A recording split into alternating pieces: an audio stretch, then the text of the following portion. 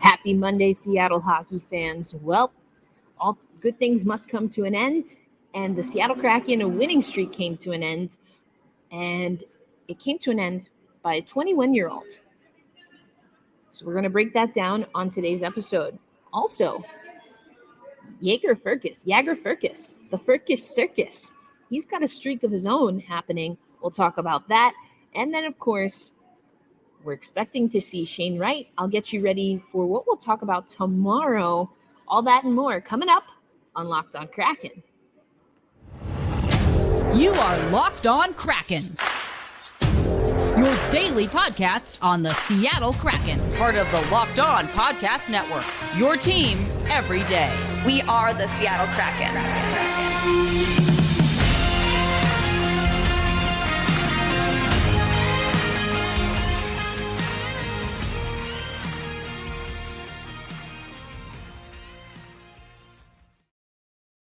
Hey to the hey, what do you say, Seattle hockey fans? Thanks as always for making Locked On Kraken your first listen of the day.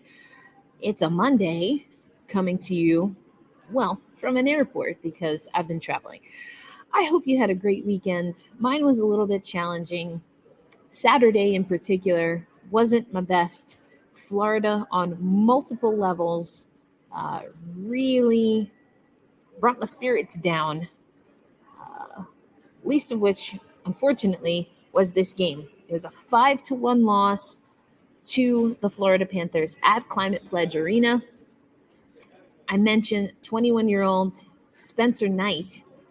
We're going to talk about him in the next segment. Mostly we're going to talk about goaltending because I do have some thoughts. But let's break down this game. The Seattle Kraken just didn't have it, didn't have it. I mean, you heard some of the quotes from McCann, scored the only goal in the 5-1 loss. Carson Soucy was really put out by the PK in particular. But Dave Haxtell talked about undisciplined penalties, the PK that didn't execute. We'll get into the numbers in a minute. There was a controversial call. The Seattle Kraken did challenge for goalie interference. They did not win that challenge, but again and again, Dave Haxtell was insistent that was not the difference in the game. And I agree with him. I do, and we'll talk about that. He also said it's a mixed bag regarding Philip Grubauer. So, but he did say that we were all below the bar. And that was a sentiment that was shared by pretty much everyone. So let's take you to some of the stats here that we get from the instant analysis, of course, championed by Allison Lucan, the amazing Allison Lucan. There's a few things here that we're going to talk about, but we see this instant analysis, 5-1 loss. You see the shots on goal were in favor of the Seattle Kraken, but we didn't have the shot quality. You look at the offensive possession time, the Seattle Kraken win that out, but didn't win the game. And so how does this happen? Well, part of it is special teams. So first, let's talk about the power play. You see that the power play attempts, 3 for 4, that was Florida on the power play. They had 9 shot attempts, and 7 of those were on goal. We only had 2 shots on the power play for the Seattle Kraken, as you can see here. 5 shot attempts, 2 shots on goal. Was not a quality start for Philip Grubauer. Again, we'll get into that and also talk about Knight. Something else, though, that we have to talk about here is just the shot quality overall.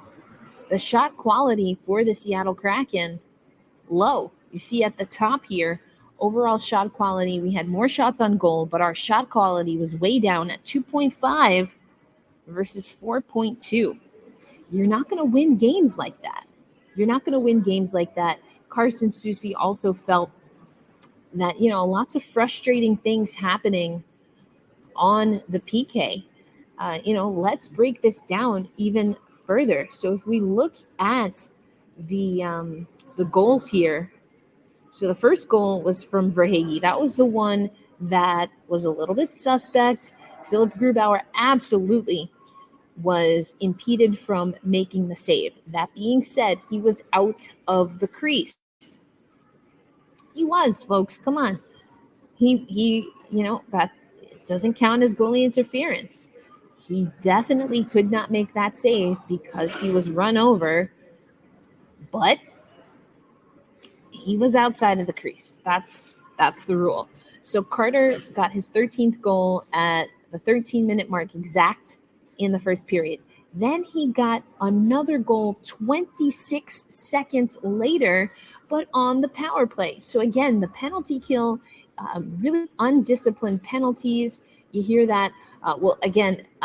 This penalty was actually because of the lost challenge, but we'll get into undisciplined penalties in a minute. So 26 seconds after the first goal on the power play, Florida up now 2-0.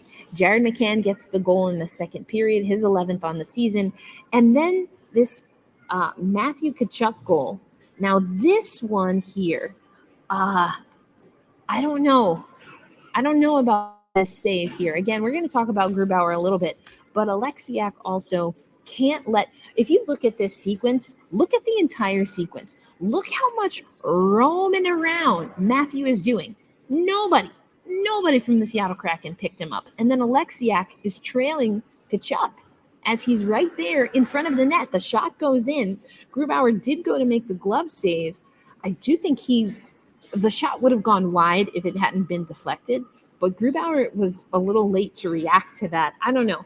Again, we'll talk about goaltending a little bit later. So that's the first power play goal. And then in the third period, you get another power play goal for Gustav Forsling.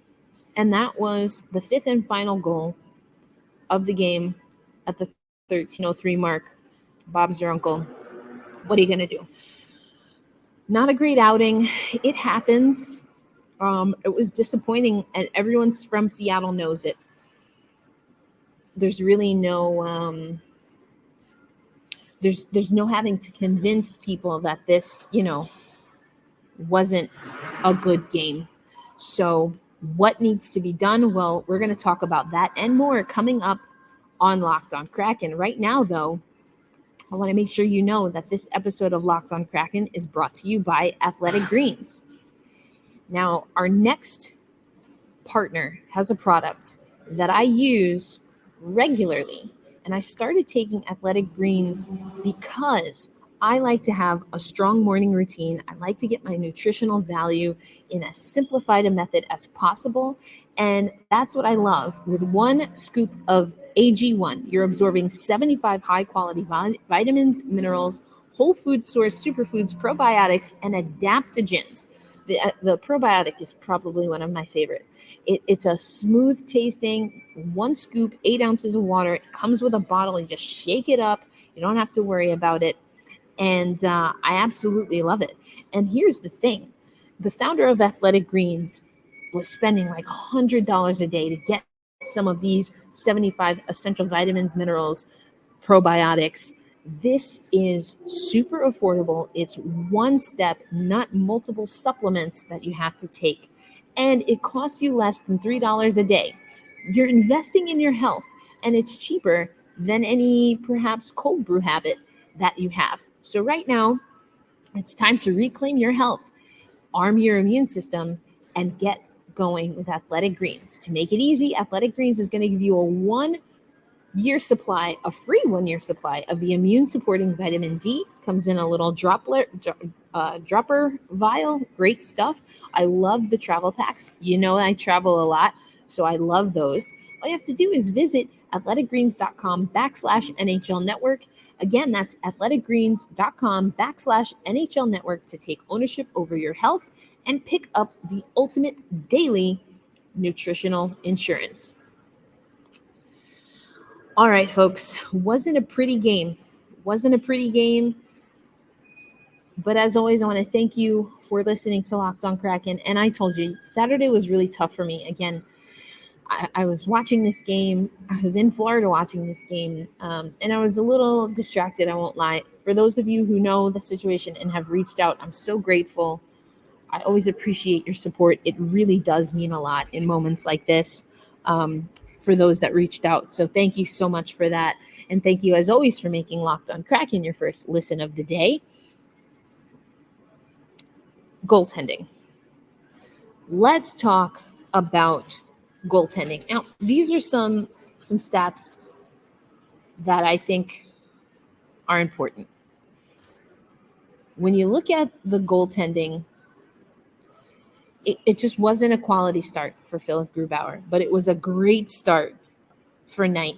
Knight, with a .972 save percentage, stopped 35 of 36 shots faced. Of course, it was Jared McCann that gets that shot. Philipp Grubauer, .821 save percentage, stopped 23 of 28 shots. I mentioned the Tkachuk goal. I don't think Philipp Grubauer had a good read of that. Now, if that shot that came in would have gone on trajectory, it wouldn't have mattered. Philipp wouldn't have had to make a glove save because that puck was going wide. However, not only was Philipp Grubauer a little bit late with the glove, but Oleksiak has to have better defense. I talked about it in the first segment. If you watch that sequence, check it out on NHL.com, the recap. You can check it in the show notes.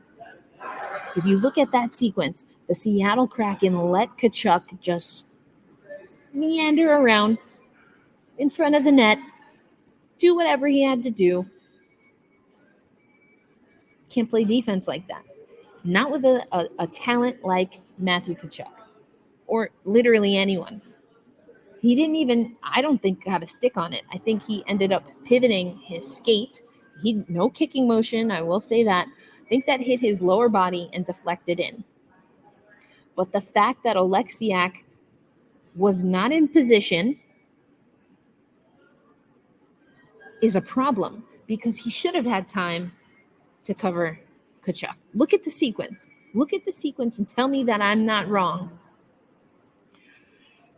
I don't think it was necessarily the greatest attempt at a save from Grubauer, but again, that shot would have gone wide, so I put that one on the defense. Now, the fourth goal. Now this one,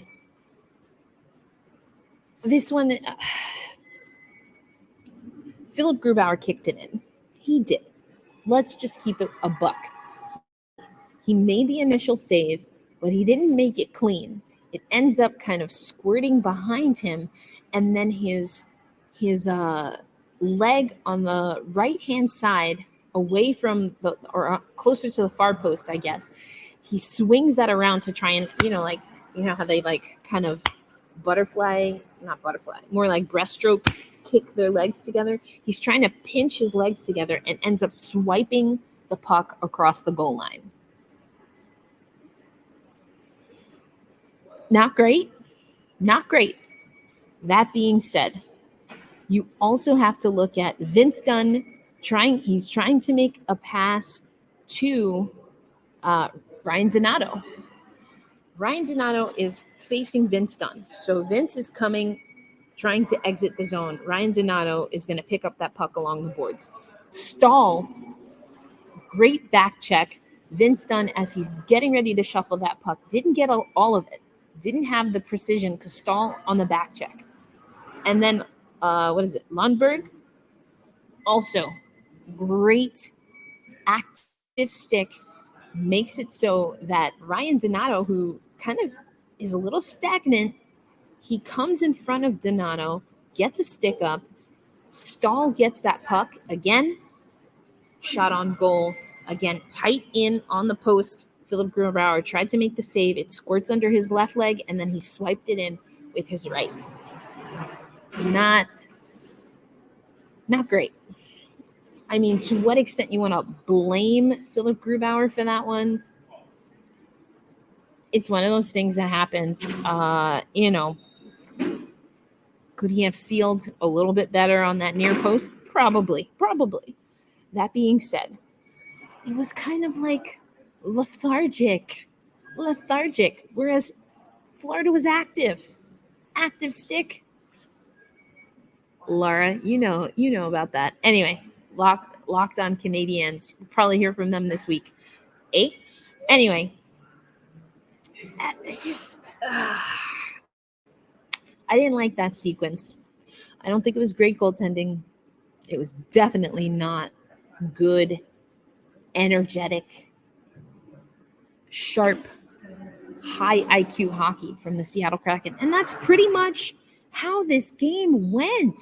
I mean, some of these quotes after the game, like, did you read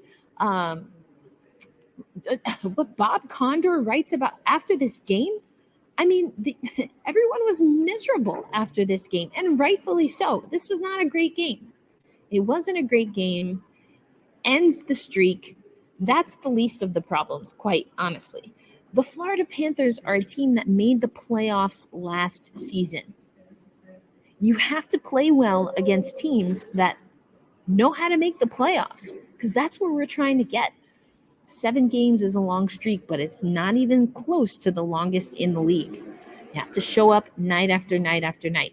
I do think Matty Beniers showed up. He didn't get on the score sheet, but he was having a great game. He didn't technically get an assist on the Jared McCann goal, but if you go back and watch that one as well. Matty Beniers behind the goal line, behind the net, puck battle, wins that battle, and gives the Seattle Kraken a chance to reset. That's how Jared McCann gets that goal.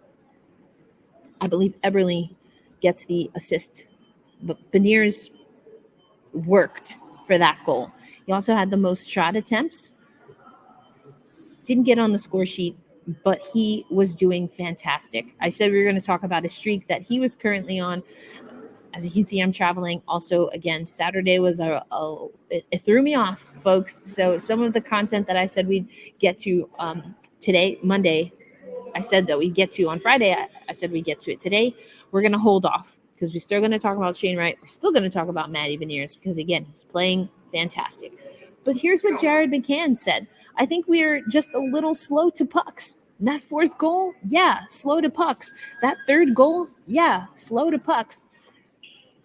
Dave Haxtell, again, he said a bit of a mixed bag with Philip Grubauer.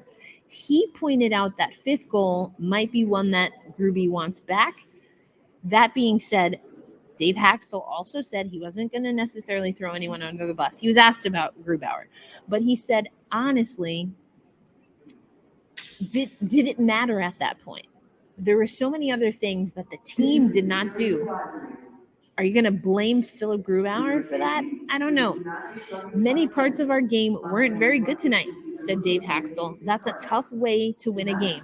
The bottom line, we take a day off tomorrow, get a day of practice, and get back to work. So the Seattle Kraken will hit the ice again. He did mention Morgan Geeky, still day-to-day. He mentioned that he's kind of been watching Shane Wright, but not really. And that's kind of where we're taking it to the next segment of Locked on Kraken. We're going to talk about some prospects, not just Shane Wright, but also Jagger Firkus. I always say his name wrong. Jagger,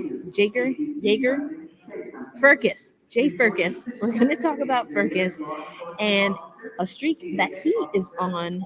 But right now, I want to make sure that you know that this episode of Locked on Kraken is brought to you by BetOnline. Now, betonline.net is the place to go when it comes to everything that you need for sports betting. BetOnline has the latest odds and trends for every professional and amateur league out there, from football to basketball, soccer, and even esports. You get it all on BetOnline. It's always the fastest and easiest way to get your betting fix. So head to the website today. And if you head to the website, you'll see that Matty Beniers is still in the lead for future bets on the Calder Trophy. He's at 5-2 bets. He's gotten better every split that we get. Logan Thompson at 15-4 odds. Matty Beniers, again, a fantastic player. We'll talk about him later in the week when I'm not traveling. But BetOnline is where the game starts. Thank you, as always, for listening to Locked on Kraken, making us your first listen of the day. Make sure you go listen to Locked on Sports Today everything that you need. Little NHL, they got you. Little NBA, got you there too.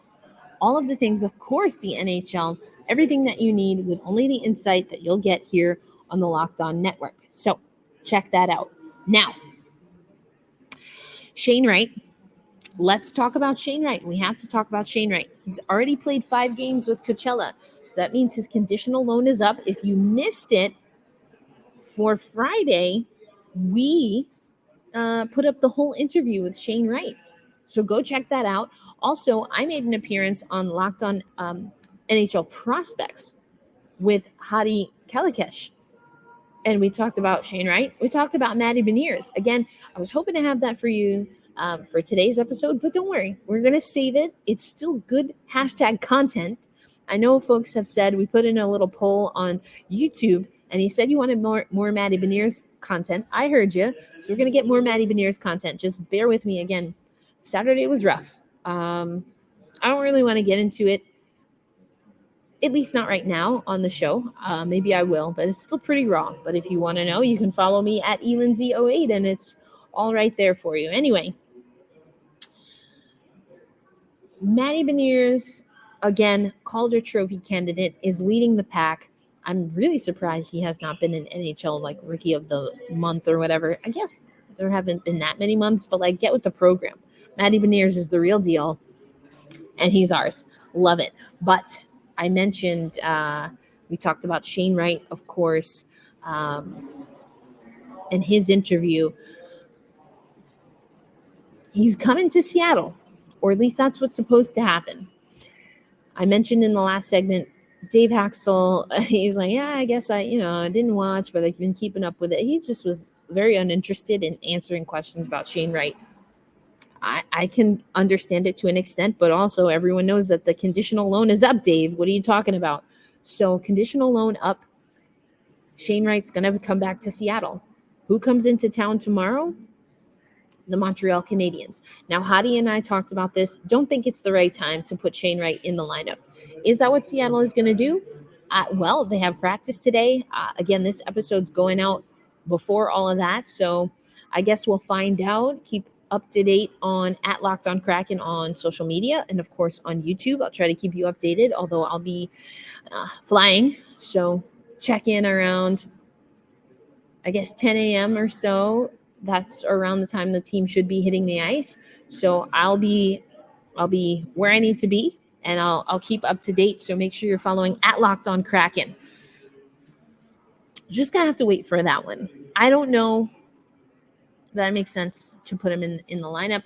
We also have a game on Friday, so we'll see what happens there. Now, I mentioned that there is another prospect that we want to talk about. This is a little bit more fun. We're going to end on a high note. Again, it's been a wild and crazy time for me. It was not a great game for the Seattle Kraken, but that's okay, because when you've got a young buck that is known as the Firkus Circus, and he is on a 20-game streak. Now, Firkus saying, obviously, things like that are in the back of your head, but you try not to think about it, especially when you're focused on the game.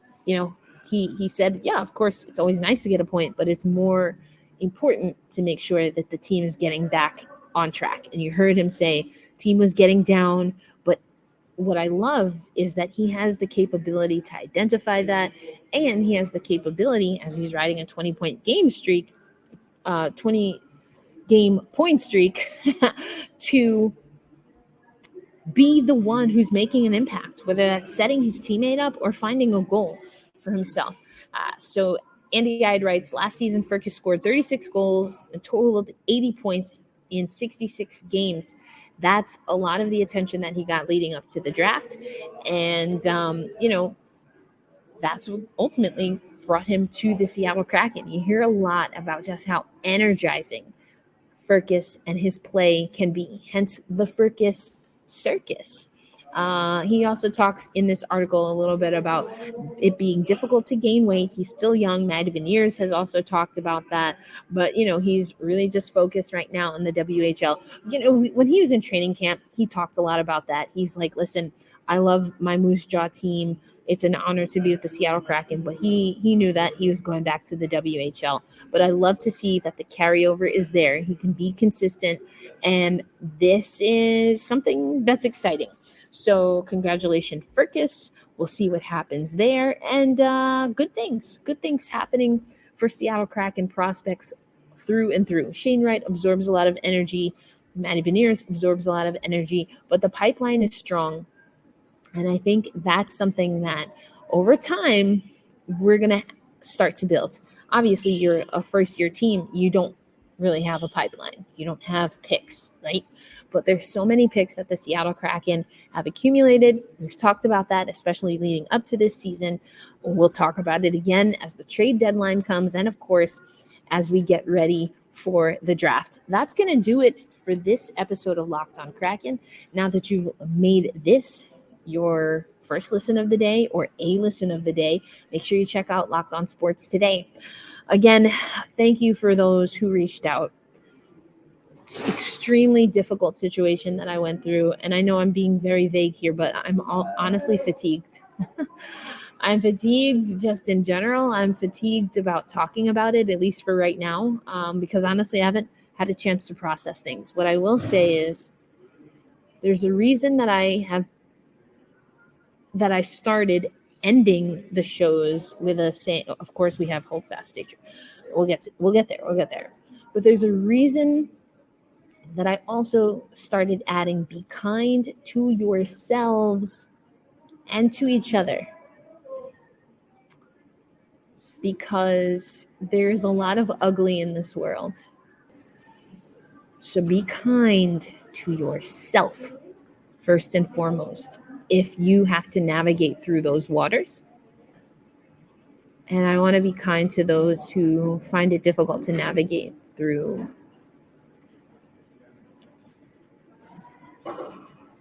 arbitrary societal expectations. With that said, tomorrow's a game day. Seattle Kraken, Montreal Canadiens. We're going to have a squad cast. We're going to talk about it. We should have an update on Shane Wright. So, hold fast. Stay true. And let's go Kraken. I'll see you tomorrow, folks.